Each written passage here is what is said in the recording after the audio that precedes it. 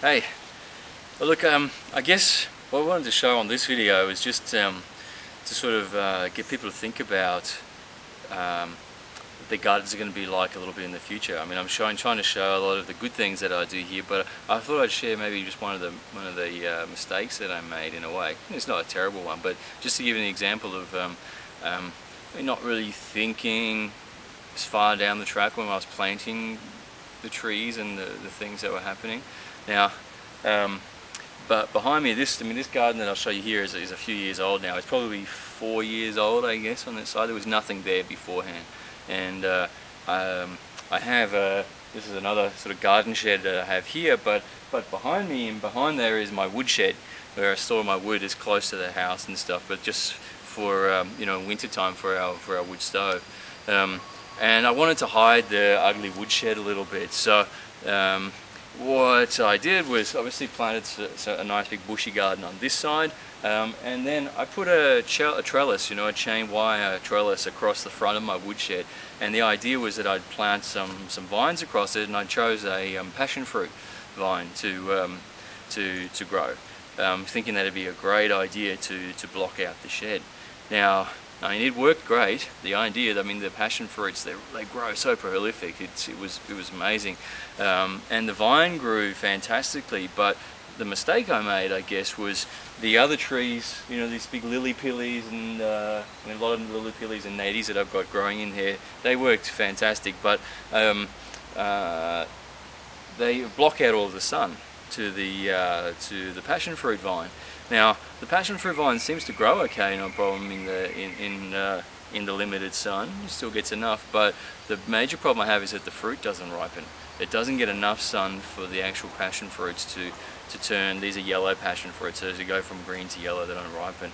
And I haven't had much success with passion fruit ripening on the windowsill or anything in the sun once you cut them off the vine.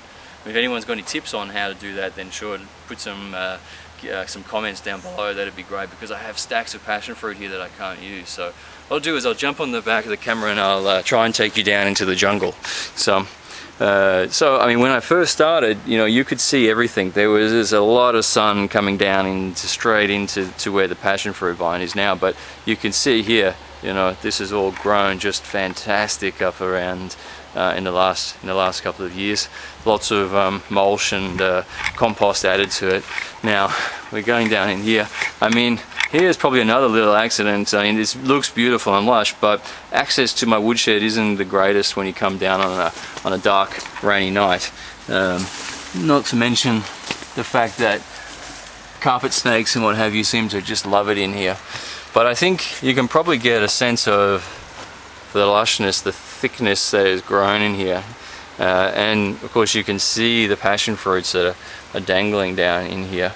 And in many ways, I guess it's a success, and you can only just see there the top of my of the woodshed that is left behind there, and I'm not sure if you can make out the wire that the trellis that the passion fruit vine is growing on.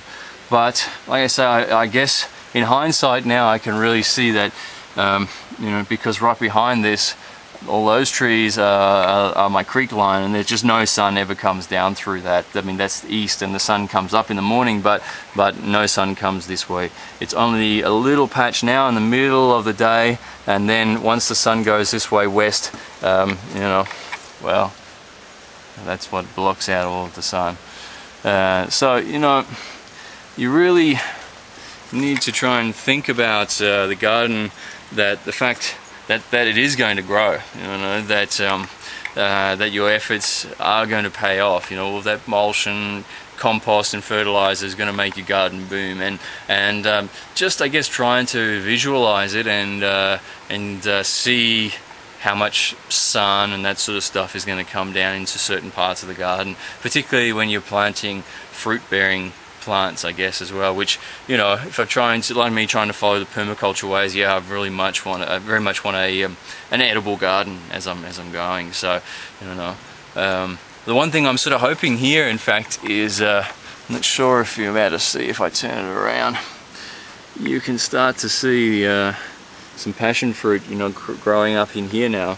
what's actually happening, I guess it's sort of like a rainforest in a way, is that as the palm trees and stuff are getting higher, it gives something for the passion fruit to grow on, and it is actually, the passion fruit vine is making its way up to the top of the canopy, and I think it'll be cool. I'll probably get some passion fruit ripening then. Of course, the catch then is how I'm gonna get up there to pick them. I just have to work on my levitation and I'll be fine, I guess.